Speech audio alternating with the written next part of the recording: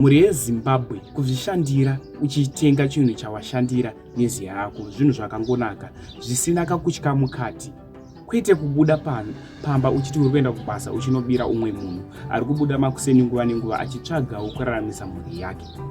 Yanda nezvomuzwa ranhasi inyaya yevarume avo vabatwa vachishandisa ma-US efake. Varume ava vabatirwa mutauni, pavabatwa mutauni vaiswa munguva yakaoma. Kutaura kunoko vari mumaoko emapurisa. Vabatwa vaine $500 US yefake vachitovhara vanhu ende vari kushandidzana nevakadzi pakuchinjira vanhu mari paya ndo pavari kubira vanhu vokupa iwe wopiwa ireview iwo pakupa fake kana pakutengesera munhu mari. Ndinokumbura kuti zvatinofunga comment section pamusoro penyaya yevarume ava.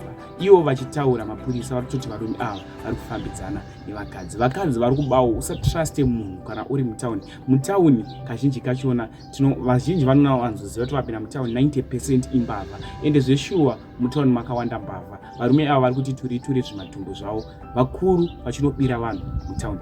Ndomburo share this video kuhamani shamwari zvanda kuita munguva inoyi yakukuradzawo video. Asi sisada kuradza video wakambobirwawo here nemari yefake iyi, wakambovharwawo here kupiwa mari yefake uchitowapiwa mari inoshanda. Ngatitaure zvandinofunga comment section. Subscribe mahara.